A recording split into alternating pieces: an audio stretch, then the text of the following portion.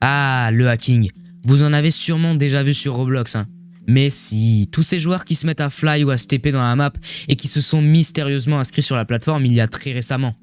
Non, franchement, soyons honnêtes, les hackers sur Roblox, c'est pas nouveau. Mais du coup, je me suis dit que j'allais rendre hommage à cette belle poignée de trous du cul de béconnaires volants et que j'allais raconter quelques histoires et accidents de hack qui sont arrivés sur Roblox récemment.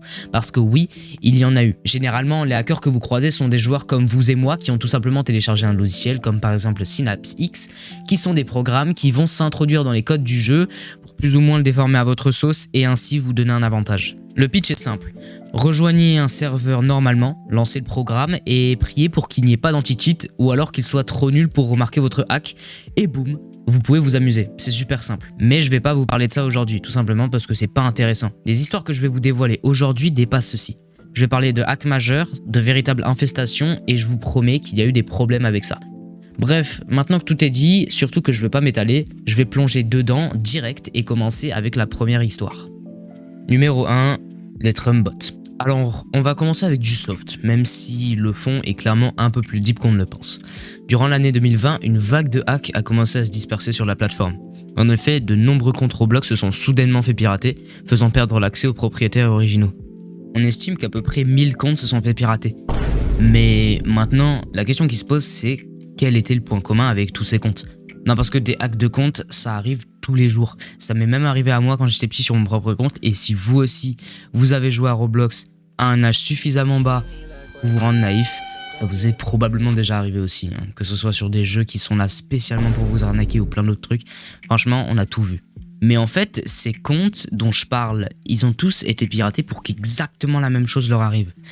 Tous ces comptes ont vu leur avatar être modifié en ça.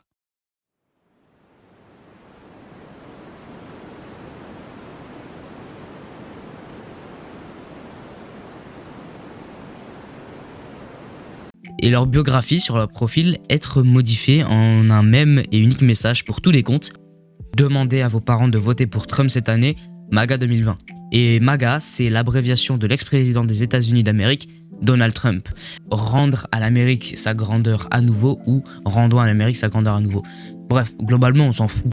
Mais tout ça pour dire que cette vague de hack ressemble très fortement à un mouvement publicitaire et promotionnel incitant aux gens de voter pour Donald Trump aux élections présidentielles de 2020 ayant lieu à l'époque. Ça fait plutôt sens, d'autant plus que les modifications sur les avatars apportés aux comptes piratés, comme je vous ai montré tout à l'heure, comportent systématiquement une casquette ressemblant énormément aux casquettes du merch de Donald Trump vendu lors de ses campagnes présidentielles. Et en fait, c'est le but. Bref, en fait, c'est évident. Des gens ont hacké plus de 1000 pauvres gars pour remplacer leur compte par des véritables panneaux de pub promotant la campagne présidentielle d'un politicien. À noter que Trump lui-même n'y est pour rien dans l'histoire. Hein. Les hacks ont été orchestrés par de simples partisans et suiveurs du parti politique de Trump, et son staff n'est pas derrière ce bordel de piratage. C'était une petite histoire assez soft, même si c'est quand même pas ouf d'inciter des enfants à demander à leurs parents de voter pour quelqu'un aux élections présidentielles. C'est vraiment random et ça n'a rien à foutre sur une plateforme comme Roblox. Vraiment, ça n'a rien à faire là. Numéro 2, John Doe et Jane Doe. Le 6 mars 2006, deux comptes nommés respectivement John Doe et Jane Doe sont apparus le même jour, à la même heure sur Roblox.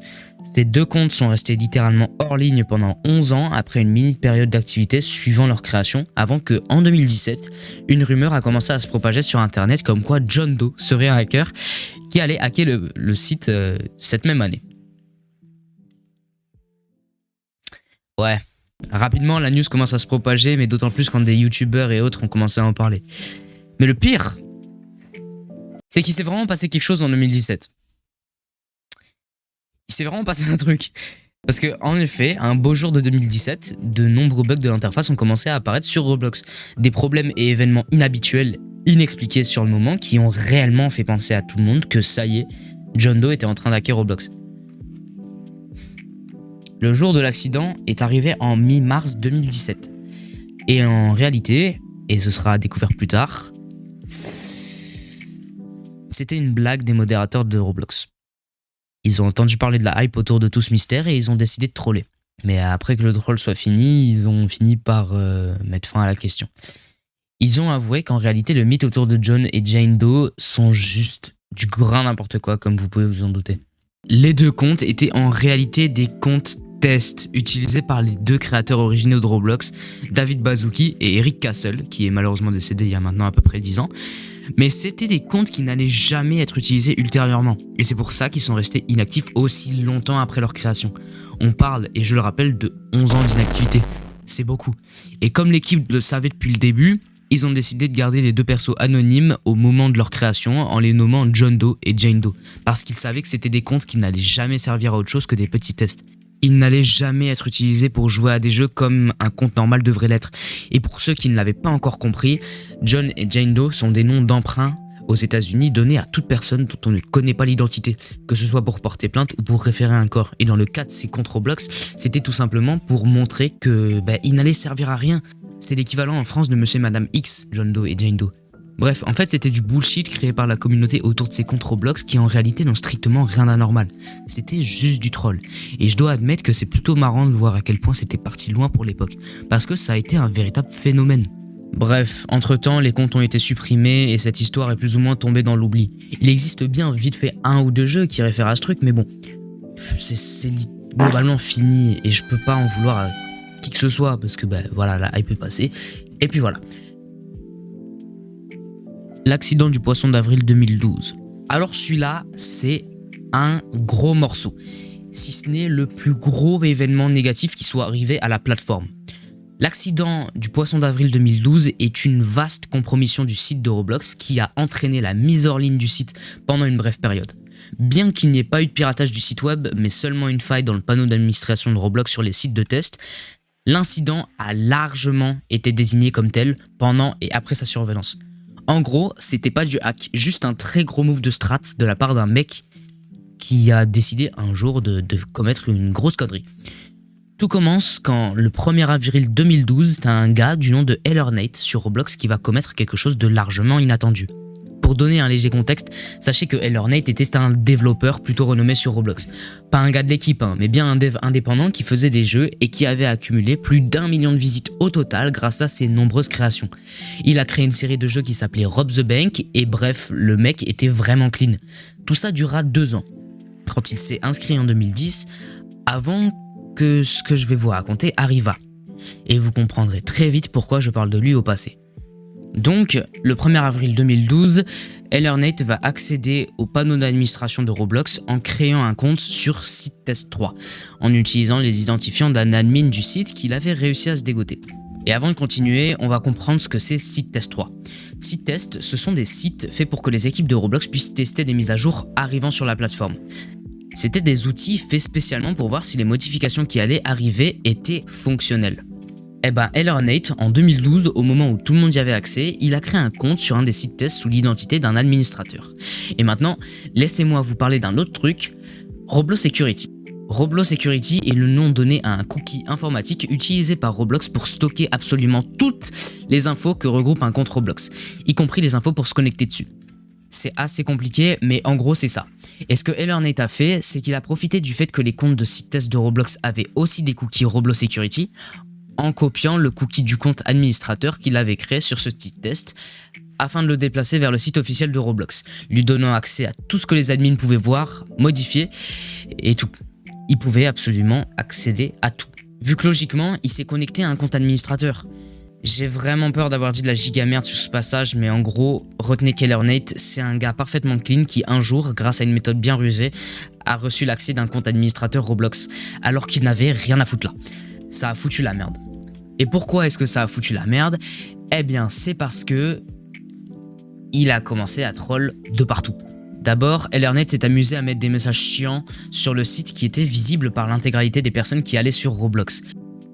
Entre-temps, il va inciter des potes à lui à rejoindre le délire. Un certain Caleb244 et iTrapped. Mais une fois que ces deux gars se sont ramenés, le bordel est parti encore plus loin. Les gars se sont littéralement amusés à réduire les prix d'objets ultra chers à 1 Robux, ce qui a fait s'effondrer l'économie du jeu en quelque temps. Et ça a foutu une merde pas possible encore. Ils ont posté des messages clairement pas friendly sur les forums de Roblox sous l'identité d'administrateur et ils ont même créé un visage qui a été disponible une très petite période sur la boutique et qui faisait franchement froid dans le dos et que littéralement personne n'a acheté sauf une personne dont le compte a supposément été hack par les gars qui était Stickmaster Luke, donc un développeur très connu de jeux vidéo à l'époque. Roblox s'est très vite rendu compte du bordel et ont directement remonté la piste jusqu'aux 3 mecs derrière tout ça. Leurs comptes se sont fait supprimer, IP ban, tout ce que tu veux, et ils n'ont plus jamais fait de mal après. D'ailleurs, fun fact, j'ai appris pendant les recherches que iTrapped, donc un des gars qui a participé au hack, a créé un clone de Roblox récemment nommé Brick Planet des années après l'incident. Je m'étais dit que c'était une info un peu drôle. Cool Kid. Celui-là est un cas plutôt connu, mais Cool Kid, c'était un hacker qui, entre 2013 et 2016, a hacké de nombreux jeux connus de l'époque tels que Prison Life, Work at a Pizza Place et le très célèbre Natural Disaster Survival. Peu de temps après avoir rejoint Roblox, Cool Kid créa un groupe nommé Team Cool Kid et par la suite un GUI, donc un logiciel comme je vous en ai parlé au tout début de la vidéo, qui était ultra puissant. Rappelez-vous, je vous ai parlé de ces hackers que vous croisez de temps en temps qui pouvaient soit fly, se TP ou tout autre petit truc dans le genre. Et bah Cool Kid, il a fait ça, sauf que contrairement aux gens que vous voyez régulièrement, son logiciel à lui était surpuissant. C'était littéralement un fouteur de merde. Son truc avait la capacité de modifier la skybox, les textures, pouvait rajouter des musiques, rendre les gens invisibles et plein d'autres outils, etc., etc. Les jeux et serveurs auxquels il s'attaquait étaient très rapidement défigurés et ça devenait véritablement un enfer de jouer avec Cool Kid dans les parages. A noter que plein de gens de son groupe qu'il a créé, qui étaient de son côté, utilisaient ce logiciel également pour détruire multiples jeux. À cause de ce gars, plusieurs personnes se sont amusées à foutre un bordel monstre partout. En 2016, Roblox réussira à le ban et son groupe Team Cool Kid s'est aussi fait supprimer depuis. Mais apparemment, ce logiciel de hack se balade encore malgré le fait que Roblox réussit constamment à contrer les gens qui veulent l'utiliser et que généralement, les GUI qu'on trouve en ligne ne marchent juste pas. Seuls les clients du joueur qui l'utilisent peuvent voir les modifications qu'il apporte sur la map et en gros, seul le hacker voit le bordel qu'il fait et ça marche pas quoi. Les autres joueurs de la session voient juste le jeu normalement. Bref, c'est plus ou moins tombé dans l'oubli même s'il reste des groupes fans entre guillemets de Cool Kid et tout ça. Mais bref, il n'y a plus l'air d'avoir beaucoup d'activité derrière tout ça, malgré le fait qu'apparemment Cool Kid serait encore dans les parages quelque part sur Roblox, d'après certaines rumeurs qui disent qu'il serait sous le compte d'un certain Anonymous 2017. C'est peut-être vrai, c'est peut-être faux, j'en sais rien. Bref, c'est la fin de cette vidéo. J'espère qu'elle vous a plu, j'ai passé un petit moment à la faire et j'avoue que je stresse un peu, vu que c'est la première vraie vidéo dans laquelle j'ai investi de mon temps pour les recherches, l'écriture et le montage. J'imagine que ça va pas du tout être un hit, hein. C'est la toute première, mais quand même, ça me fait plaisir de la sortir. Et j'espère que mon contenu va plaire aux gens qui vont tomber dessus. Maintenant, tout ce que je peux vous demander, c'est de liker, vous abonner, tout ça. Vous connaissez la chanson de toute manière, vous entendez ça partout sur YouTube. J'aime vraiment pas supplier pour les abonnements, tout ça, mais bon, il faut bien demander. Bien sûr, je vais poster d'autres vidéos dans le temps et je compte absolument pas m'arrêter là. Si vous avez des feedbacks à faire, si vous avez des retours à faire, des suggestions ou des trucs qui vont pas dans la vidéo, je suis très ouvert sur ça. Je veux absolument tout savoir, si vous avez kiffé ou pas. Donc, ce que vous avez kiffé et ce que vous n'avez pas kiffé, pardon. Donc, tenez-moi au courant. Je suis très chaud pour avoir des feedbacks. Et voilà. Sur ce, je vous souhaite une très bonne journée. Peu importe le jour où vous regardez ça. Et à la prochaine pour une nouvelle vidéo. Ciao.